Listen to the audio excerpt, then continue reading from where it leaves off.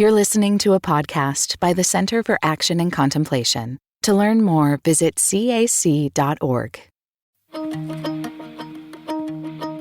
Brie, I'm sad to say this is our last episode of this season. It was a delight to be able to walk through these 7 themes of the Alternative Orthodoxy with Richard and you.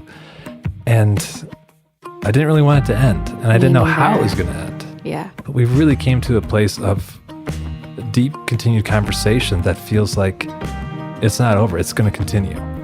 This was such an unexpected conversation. We thought we were going to just put a bow on it and high-five each other and walk out the door, and it actually opened up a dialogue about how do we keep working with these tenets? How do we adjust these themes to reflect some of the values that are most important to Richard and to us at the CAC, these values of simplicity, devotion, and public virtue? Where and how are those alive in these themes, and how can we live into them even more?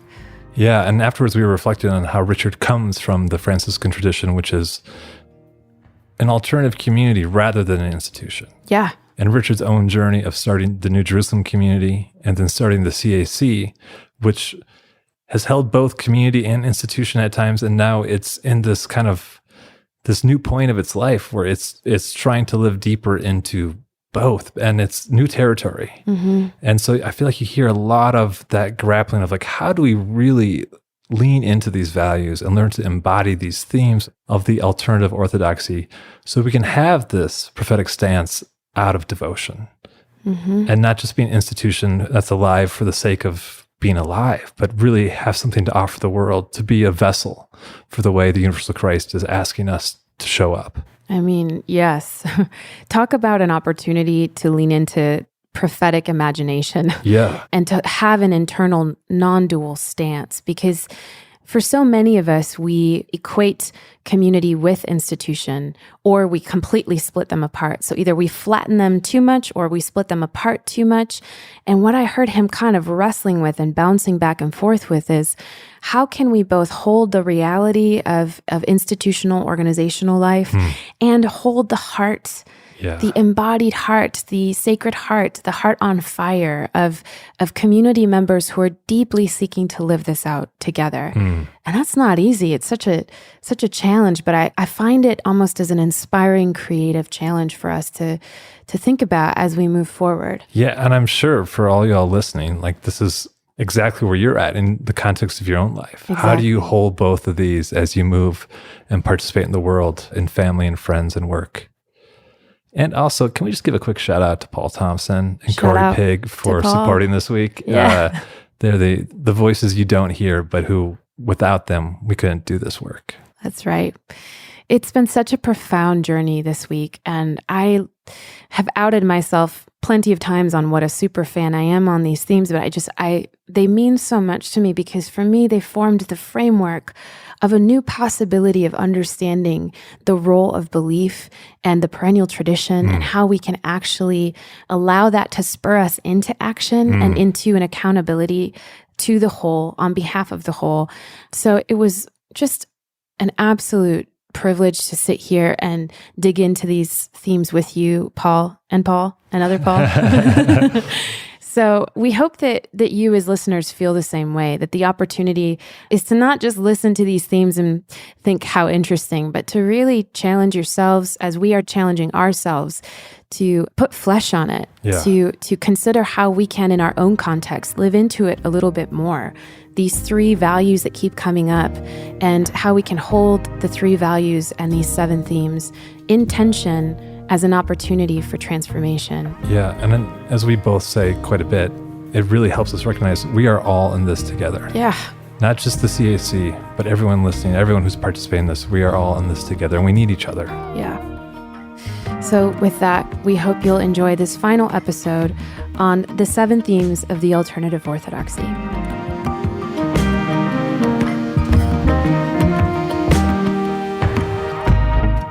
All right, well, this has been a marvelous season as we've taken time to really sink in and marinate with each of these themes and see how they build off one another and connect.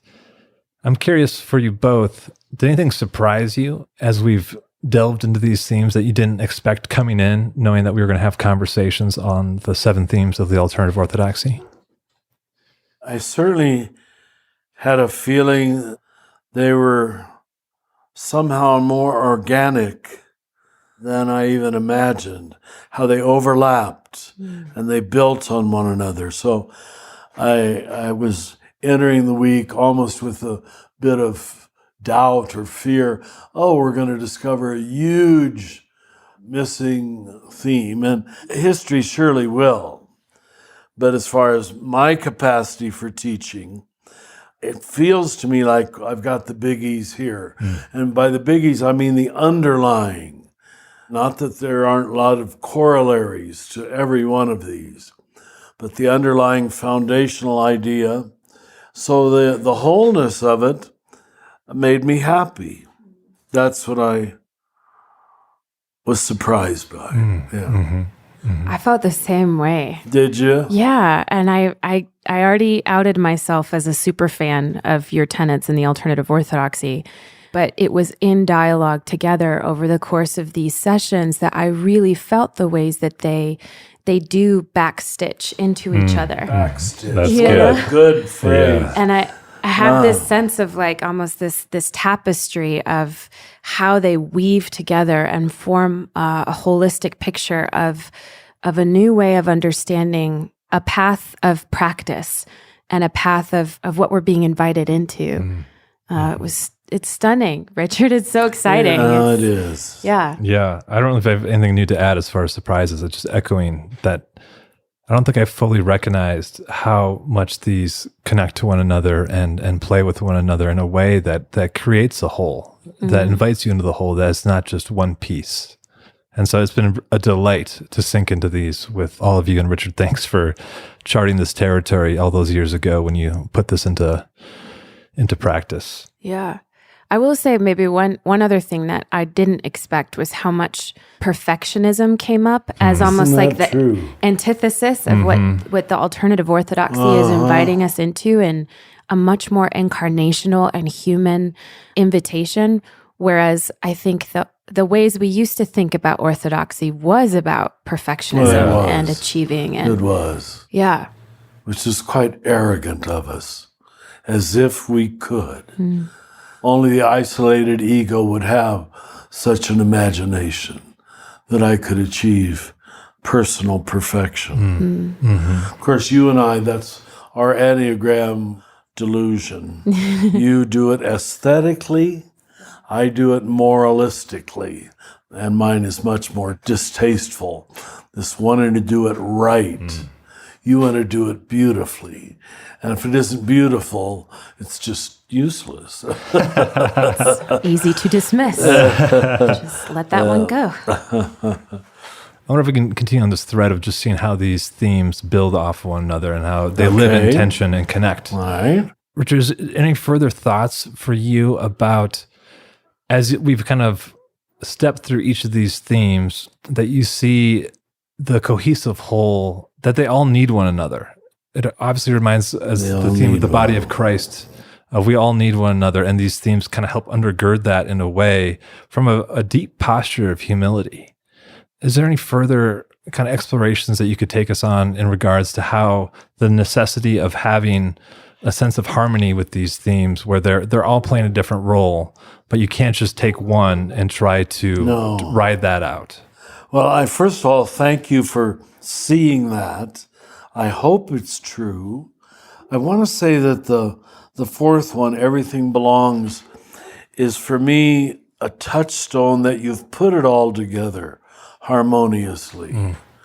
How you end up treating the outsider, the poor, is for me just, maybe it's my Franciscan training, but it is my test whether I can trust your spirituality. Forgive me for needing that, but when I find these American philosophies of, what do we call it? Gospel of Prosperity? Or, prosperity gospel, yeah.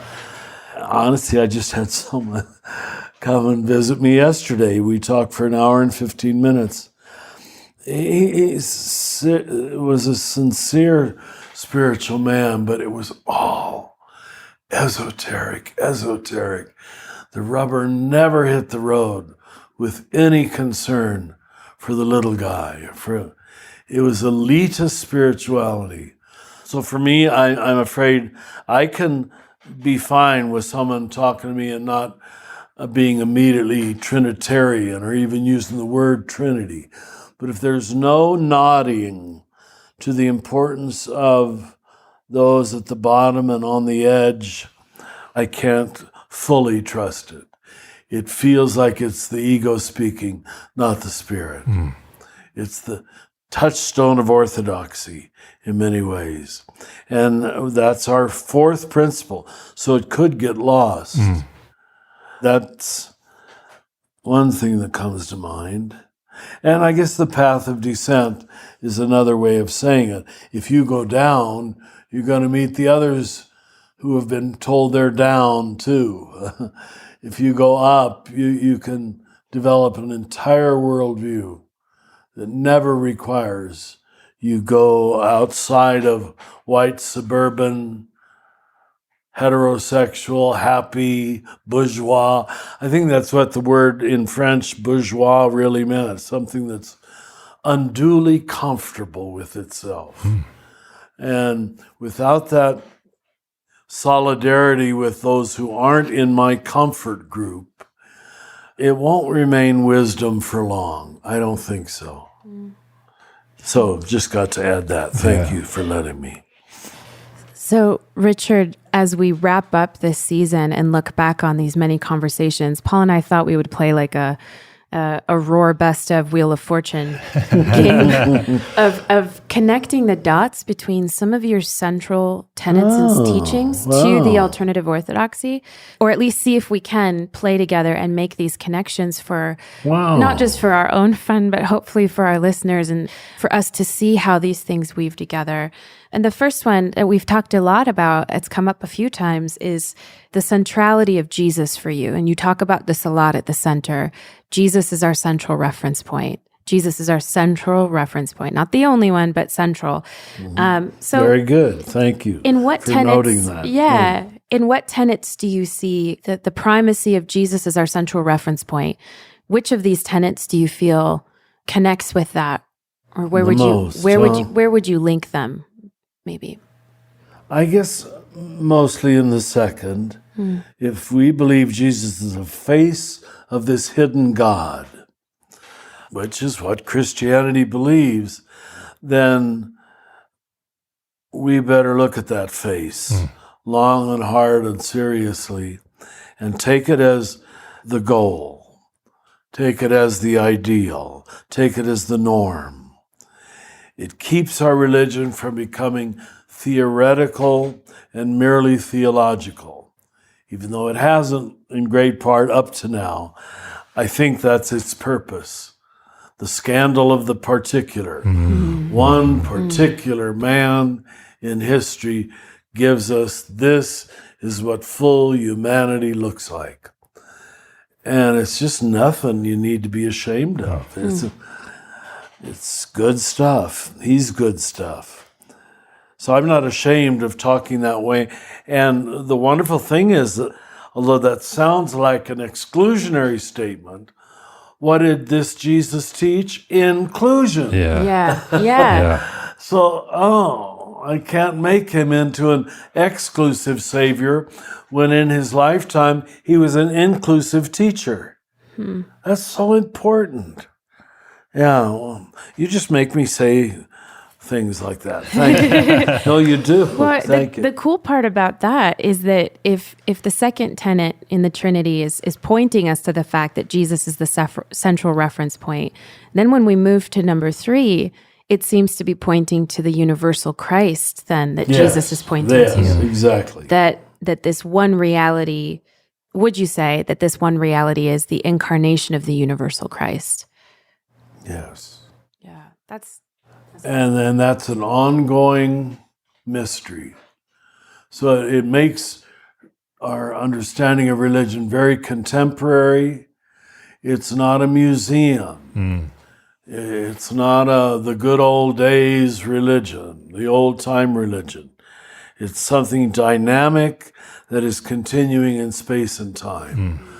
Why would we want to be a part of a religion that wasn't including us and including now? When I teach in the Living School, I say, don't you get bored by all these stories of wars in the Book of Kings and other books? But just transfer it that our wars matter to God too. Our droughts and whatever manifestations are happening on the planet are still in the realm of the sacred. Yes. That's helpful. Otherwise, I would just throw out 2/3 of the Bible. But that it goes to that much length to put this in the realm of sacred text. Zerubbabel and Jeroboam, and I can't even remember their names. And they don't seem mostly like canonized Catholic saints, for sure. And yet we've got them in the Holy Book. That gives me great hope. Yeah. Because I'm Zerubbabel. I don't even know what he did. Way to pull that name out of the hat. I'm deeply impressed. And so to spin the wheel of Rohr again, to find another one of your pieces to connect, where would you put embodied prophetic action within these 7 themes of Embodied prophetic action? Wow. Maybe you've touched the missing.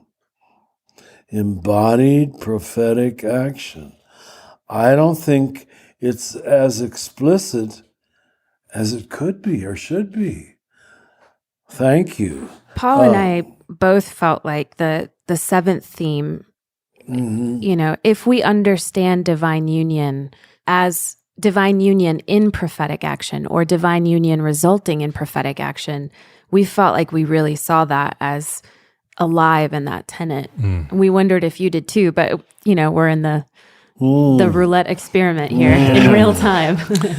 Divine union, not... Maybe this is saying what we were playing with before we started recording here, why we need to add perhaps another sentence there. We need both private virtue and public virtue.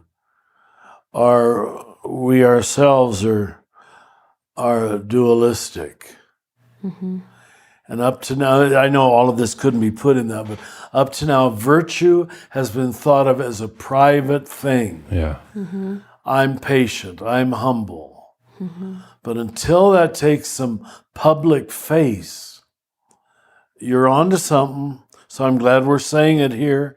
How we change that 7th, I don't know yet, but let's seriously consider it with some notion of, and what I mean by public virtue is that implied for me by Jesus' line, do not put your light under a bushel basket. Let it shine, and we've sang that so often. It's become a children's song instead of a serious message.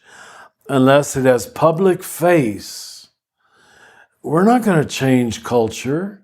We're not going to change the world. All these privately humble people are not adding up to changing the world because they never take that to, I mean, I think someone said like 60% of our Congress recently was Catholic. And, well, I sure don't hear in most of them much Catholic social teaching. But, they're Catholic. And we've got good social teaching. Well, I guess the Democrats would probably be more likely to admit that, frankly, than the Republicans would. I don't know what the Republicans do with Catholic social teaching, because we're very clear on issues like immigration and war and so forth. Now, we weren't historically. So maybe that's the best example I can give, though, of what happens to culture when virtue is relegated to the private individual. Yeah. speaking to what we were talking about in the last episode about the wholeness and the union of seeing all these things as deeply interconnected. Our social sphere is operating as though it's separate from the spiritual inner life sphere, which is operating as though it's separate from the political sphere. And we don't even realize that we're perpetuating the fallacy that those spheres are somehow not constantly interacting and intercreating each other. Thank you. That's right. Well, and I'm confessing this to say that I very recently came to the inner conviction and realization that I didn't actually believe that contemplation could have a direct bearing in our political sphere. And I wasn't a conscious belief that I was holding, but more just the ways in which we like to keep contemplation in our private sphere over here, and we like to do retreats, and we like to have, and it's stimulating for the inner life. And we kind of act as though the public is, oh, that's out there. That's like, well, no, I got to just be professional for work. Like, I've got to get my stuff done. And the political is over there, and, I can't do anything about our government. And so I think very, very recently for me, I started to realize that, no, this is all one reality. And how I choose to see that one reality is going to have a bearing on the momentum to allow the contemplative practice to live itself out in the manifestation of hopefully a new political and social reality too. Wow. And in that, we're replicating the church we all left. Yeah. Yes. Really. It's like a new isolated church or something. New where you never preach on anything political. You don't really pray publicly. We let the priest say the prayer. Well, you prayed publicly, though, didn't you? Mm-hmm. Yeah, so you did show that's probably one of the great things that many Protestant sects brought to Christianity. That you did show your cards more about your faith in Jesus. We just showed our faith in the church, but we let the official church people do the praying. Yeah. This is no small point. Do spend some time and recommend them to Michael or me or whoever, how we can get this idea of public virtue in our orthodoxy. Thank you. It's really naming for me too how countercultural these 7 themes are, because all of culture is telling us to remain individuals, to perpetuate the consumeristic culture, materialism in the shallowest sense of the word, and that doesn't allow us to participate in the whole. And how do we, as the CAC, stand in the place of that prophetic lineage where we are in the world, but not of the world, and hopefully the fullest sense of that, where we are able to provide an alternative of how one can follow in the way of Jesus. Thank you. Thank you very much. Another one here that, to spin the wheel again, we talked a lot about the values last season, and I'm curious, Richard, where would you put the role of devotion in these 7 themes? Where does that show up? I think it came up a little bit in the first tenet where we said, is devotion the fuel for the methodology almost? But we're curious where you see it, Richard. Where do I see it? Do I not see it? Why, if so, why not? Devotion for me is the movement of the message to the heart, intimate, intensity level. You've heard me say to parents, children don't believe what you say, they believe what you're passionate about. And they can tell that mommy and daddy care about trees or whatever it is. They know that by 3, I'll bet, already. Yep. How do people who come to work with us, how do people that we teach know our devotion? Because my fear is if we don't have a devoted core which holds public virtue, and not that our goal is to last, it isn't. But my fear is that it's not going to last. It's too abstract, conceptual, heady. You need a core where it's moved to the heart level, They can speak from the heart level to one another, to the world.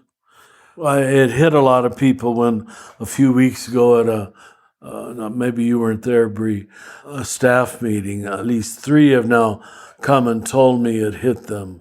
When I said that I fear the CAC has become liberal, but not prophetic. I fear that's true. Liberal is still a detached observance of issues. But prophetic is, I know you care about this. Yeah, there's skin in the game. Yeah. That there's real caring. Ma, you're coming up with good things. I don't think devotion is enough stated here. Another name for everything will continue in a moment.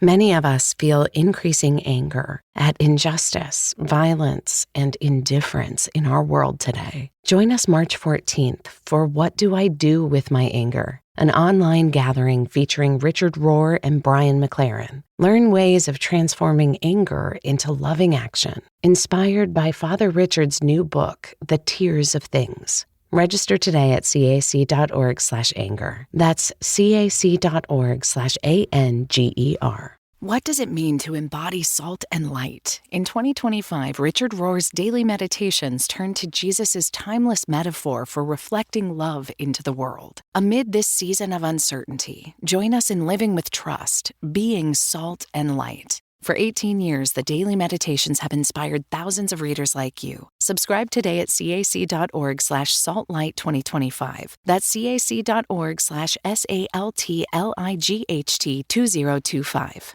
I feel it a little bit also in the Trinity tenet where, Yes, should be. The Trinity as an image of flow and love outpouring itself into manifestation. If you're saying that God is the ground, both the ground of our being and our becoming, and on our side, I feel such a deep heart opening to be deeply devoted and in relationship to God then. In a not just in, which I love that you're saying a lot lately, Richard. This is not just an abstract way. And oftentimes I think the pendulum swings when we leave the container of our first experiences within religion or tradition, and the pendulum swings out when we experience contemplation and we turn it into this almost like mental, universal, there's no personal connection. It's almost as if we're trying to flatten it into this very like non-dual, I'm just, But you keep reminding us, Richard, that no, there's a personal element to this.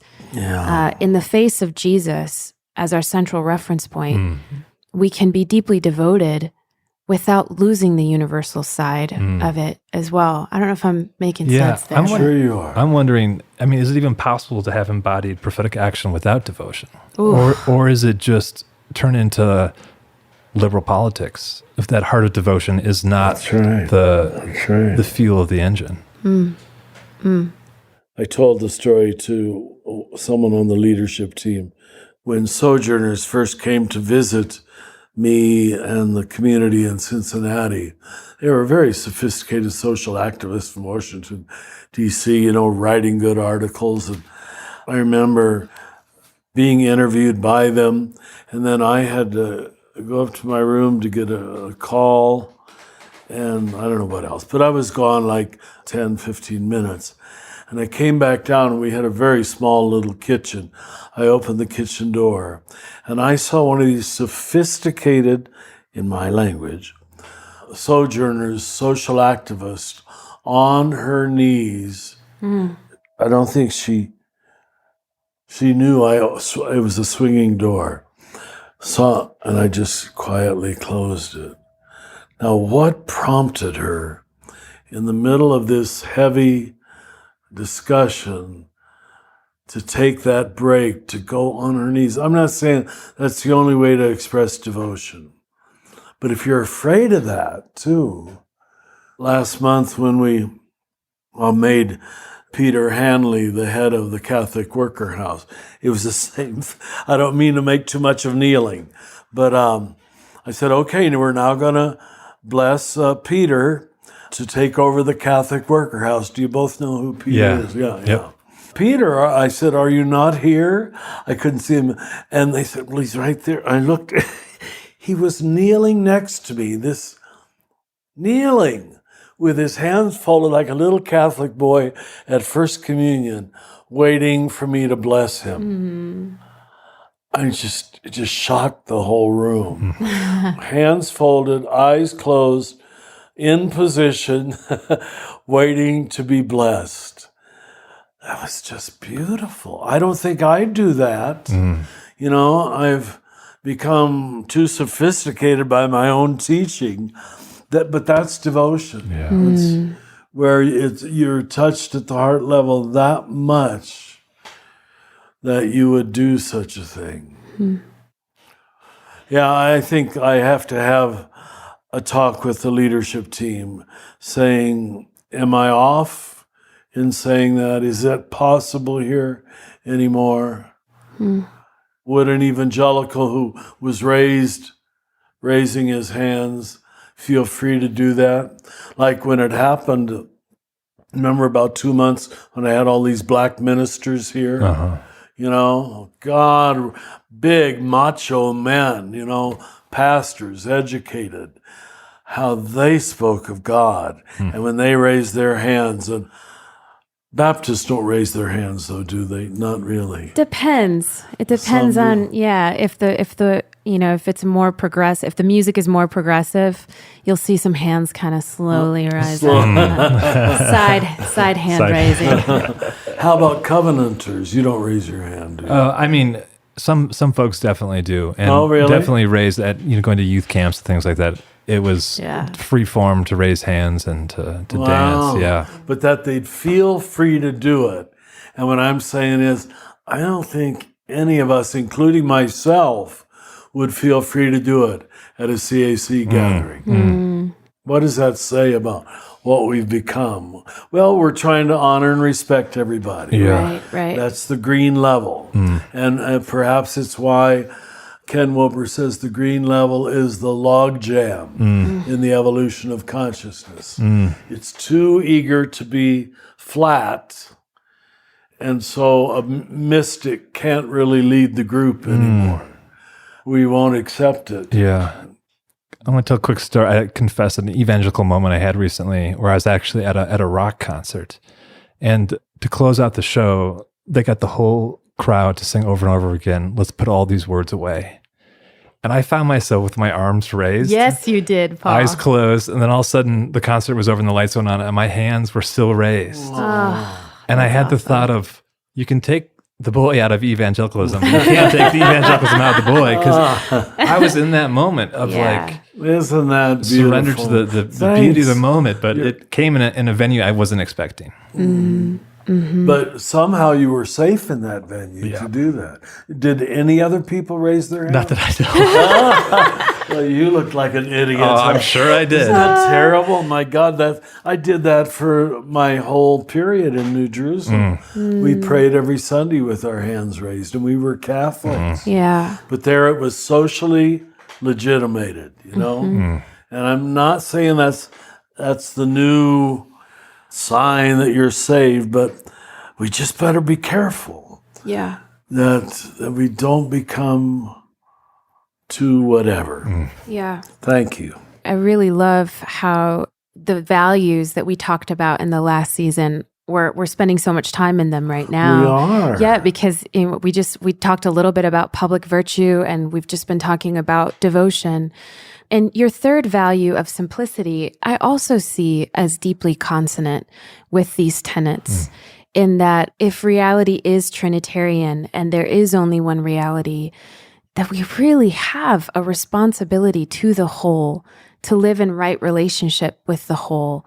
How do you see simplicity as connecting with these tenets, or how these tenets are inviting us into simplicity? what's attracting me is 4. But what's disappointing me when I look at it from this viewpoint is that we don't have the word solidarity anywhere in this. You know, when I told the Living School, instead of service, we should be talking about solidarity, and then service will have an authenticity to it. Yeah. Humility, simplicity. That's Franciscanism, of course. And I just expressed it in the reaching out to the outsider. But that has to take the form of some solidarity with the outsider, not just admiration from afar. Yeah. I wonder if in number 5, in 5. healing the separate self, if what I hear you saying is that we're being invited into solidarity, deep solidarity with the other, as we remember or are remembered to the whole. We're invited. That works. That works. I wonder too about 6, about the path of descent is the path of transformation and solidarity. Yeah. Because you almost have to go through that wounded journey. Nice, yeah. Path of descent, path of transformation and solidarity. Leading to solidarity. Right? At least write one of those in, Paul. And I need to take these to the leadership team and see if, it doesn't make we just did this week out of date. The core is here, but these are some refinements based on recognition of these 3 values that we don't always express here at the CAC. We don't always express simplicity. We don't always express public virtue. Wow. We're virtuous people. Yeah. I'm thinking about as we play with these themes and take them very seriously, but also try to nuance and how is reality inviting us to look at them in new and different ways, and how can we take them on? What would you invite listeners to as they work with these 7 themes? How would you suggest that they try to work with them and try them on? Does that make sense? Like we're kind of talking about it in a way where we're thinking about it in our specific context of the CAC. Would you just invite folks to sit with these and let them resonate and see what their invitation is in their own daily life and local context to put these themes into action? Well, for sure that, but I have a feeling it'll float off into vagueness and agreement. Okay, I agree. Check. Until there is this thing you were just talking about, a concrete practice. Let's use the example. I'm not pushing, but like this month we're going to go to Los Forasteros on Bridge Avenue for our staff lunch,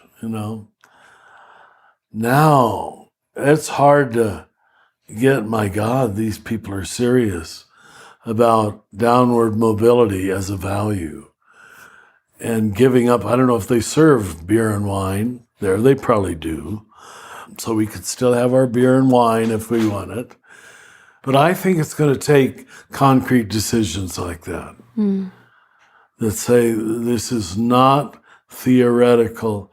It asks concrete things of the leadership team and the staff. And Richard. I mean, I've been taken for 40 years to fancy restaurants. And I try to tell people, I don't need to go here. I enjoy it when I get there. I really do. Who wouldn't? Once you know what good food is, it's hard to go back to the greasy spoon place. But do we need to make... That shows devotion. That shows... Yes. Yeah. I so appreciate the way you spoke of it as an exercise of agency out of devotion to go on the path of downward mobility. Yeah. And that seems like anyone listening to this could take that into their own life and look at ways that they could take that path. Yeah. The idea of the neighborhood restaurant that's that's not so fancy.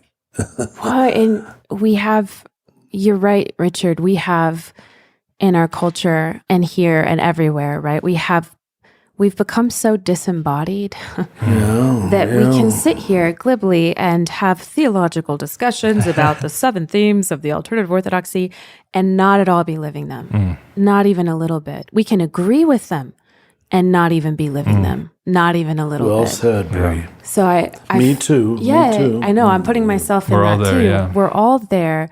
I think for me, as I get on a plane in a couple hours and head back to Michigan, one of the things that I feel startled into wanting to listen for, be open to, deepen into is to embody these, to allow my heart to be, I'm going to use Sacred Heart again, to allow my heart to be pierced, to be open and vulnerable to my context, to see how I can move more deeply into relationship with any of the places that I have split myself apart, whether it be from my neighbor or the other, or whether it be the splits within myself of perfectionism, or the splits that I create between ideas and public action and virtue. I think I'm feeling this growing prayer in my heart of like, may I have the eyes to see and the ears to hear where and how I can live into this more deeply. Thank you. You know, I'm thinking of the parallel, if you remember, maybe it isn't a good example. Years after his impeachment, Bill Clinton said the reason he had an affair with Monica was because he could. He could get away with it, you know. And I think it's the same for us. We take sometimes the easier path because we can. Yeah. We can afford it. We can do it without anybody daring to criticize it inside. And just because we can, someone has to have the courage now and then to say, but should we? Yeah. Should we? Just because we can. And it's always a special occasion. Well, we have to have a special occasion. Yeah. When everything's up to a special occasion, It's not special anymore. It's the norm. completed my sentence. Yeah. You know, it's on a real practical note, something that my wife came up with, which I thought was brilliant. You know how it's so easy to buy anything now. You know, you go online, within 5 seconds, you can the order's in. She's come with the practice of, you know, if something comes up that we think we might need or want, to put it on the calendar a month later. So we have to sit with it for a whole month. And then when it comes around, it's like, do we actually need this? Or was this just a want in that moment coming from some other Thank you. feeling less? I'm glad that's recorded. It has to become that practical. Yeah. You answered, in a way, that question. That's advice for our listeners. If we don't take precautions, we are totally sucked in to this capitalist culture, this consumer culture of ever higher upward mobility, and we don't even know we've been sucked into it. Look at your nice frumpy jacket there. Why, thank you, Richard. I also appreciate that you said it was frumpy. The contemplative frumpy. So I'm hitting both ego needs right there. I'm contemplative and stylish at the same time. Do they use the word frumpy anymore? I guess they... Yes, I used it earlier did you? in one of the episodes. So looking at these tenets also, Richard, one of the things that struck me is that a great gift that you've offered many of us is to introduce us to other teachers and help us find I hope so. help us find other teachers that are consonant with this kind of lens. Would you say that these 7 themes comprise the lens through which you look at other teachers to feel like that sense of resonance and how you have built relationships with even the core faculty here at the Living School? Yes and no. These 7, as they're listed here, yes. But if we'd be honest, these 3 values that we just talked about, no. Why did I fail to see that? I'm not saying our teachers that we've invited on site have not had these 3, but sometimes they didn't. They could go a whole weekend without one mention of social justice, without one mention of of the outsider or the poor. And that was often a disappointment to me, but they usually did the others so well. I said, well, you take what you can get. But I think it is one reason we invited new people onto the faculty, and we'll continue to do that. None of us are the whole Christ. We have aspects of the Christ. So yes, ideally, those are the people we invited to conferences for the 32 years of our existence. But there were people too, in all fairness, who are real strong on social justice, who seem to know nothing about contemplation. Even their style of talking was not very contemplative. It was rather dualistic. But again, they did the social justice piece so well. Many gifts, many ministries, as Paul says. But if we could bring these three values we just talked about, public virtue, devotion, and simplicity, a little more explicitly into our agenda, I think we'd be doing the future of the CAC a great favor, and in fact make it a future possible. You've done me a big favor, and I hope you've done whoever's listening to this a big favor. Richard, as another opportunity to hopefully gift the listener, we're trying to think of ways that we could almost do like shorthand for these 7 themes. And, we didn't prepare you for this, but do you see a way to simplify these 7 themes into a phrase or an icon of words that we can remember as a way of life? That's great. Boy, you worked on this stuff. You did, but I'm not going to come up with it right now. But did you come up with some? I might come up with several. I think we were trying to come up with a little bit of a clumping mechanism. we did the clumping approach, where we thought, as we looked at them, it seemed like, the first couple tenets were really, if we clump them together, it's about a perspective, it's a lens. All right. The third, fourth tenets seem to be about naming a truth about reality, a foundational truth about reality. And the last few point to, or the last couple point to a process then. So as we were looking at it, we were like, okay, one is the adjustment of the perspective that allows us to see reality in process. And then the 7th theme seems to be the embodiment of that perspective reality in process. So I know that's a earful to probably hear as a listener. It's even a mouthful to say, but maybe it's an invitation to our listeners to look at these and maybe simplify them in your own way into something that you can kind of grab onto or sink your teeth into in your daily lived experience. I don't even know if you think that works, Well, theoretically, I think it works, which I guess is saying I'm not sure it's going to work practically. Yeah. Right. And you as much said so, too. I'm just going to keep hanging on to my Sacred Heart image, I'll tell you what. That's beautiful. See, that's devotion. Yeah. Yeah, it was in that striving to try to think of a way, how can we make this really concrete and in simple words so that it almost becomes like that reminder. And I think that was what we came with at the end, was the embodiment of perspective, reality, and process. And again, like you said, it's too theoretical, but like it's just part of that process of trying to live these themes out, is to put it in words that are going to work incarnationally for us. One symbol that holds an awful lot of it together is our logo. The downward line, the line to the left, one reality, God's cosmos, a benevolent universe. If you really spend some time reflecting on our logo, I think that's why it's one of the few things we have not changed since 32 years ago. That's beautiful.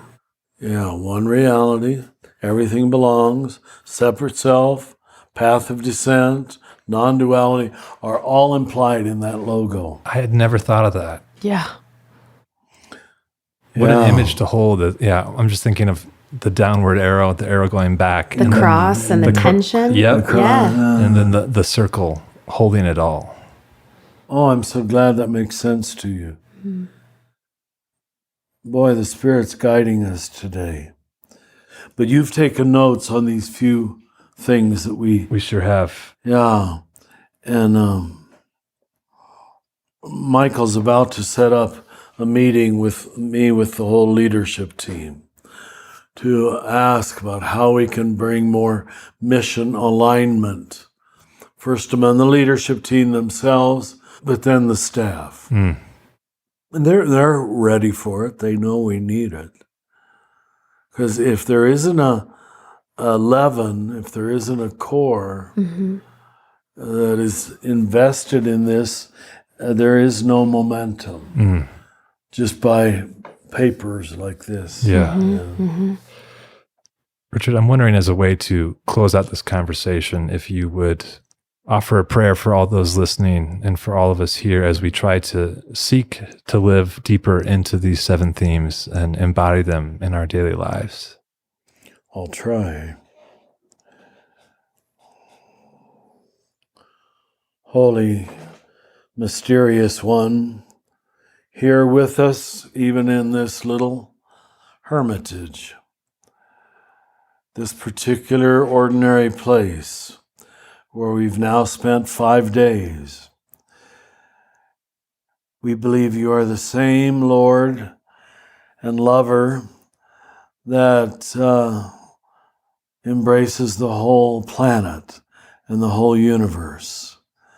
May whatever we're saying on these podcasts, whatever we're saying in our written documents, affirm and call forth truth and love and devotion on both levels, in the concrete person, the concrete church or gathering, and offer some kind of elements for a movement in history that can make a difference. And we say that not to be important, not to be out front, but simply because we see the suffering in the world that you have identified with, that you care so much about. We have to believe that when we gaze upon the cross. So I thank you for Brie and the 2 Pauls here. We have a Paul recording and a Paul talking. It's a holy name, Paul. So may we do these good things for the sake of the world and for the sake of love. Amen. Amen. Amen. And that's it for today's episode of Another Name for Everything with Richard Rohr. This podcast is produced by the Center for Action and Contemplation, thanks to the generosity of our donors. The beautiful music you're listening to was brought to you by Will Reagan. If you're enjoying this podcast, consider rating it, writing a review, or sharing it with a friend to help create a bigger and more inclusive community. To learn more about Father Richard and to receive his free daily meditations in your electronic mailbox, visit cac.org. To learn more about the themes of the Universal Christ, visit universalchrist.org. From the high desert of New Mexico, we wish you peace and every good. Do you feel called to walk a more contemplative path? The Center for Action and Contemplation is an educational nonprofit supporting the journey of inner transformation. Our programs and resources will help grow your consciousness, deepen your prayer practice, and strengthen your compassionate engagement with the world. Learn more about our resources, such as publications, podcasts, email series, and events at www.cac.org.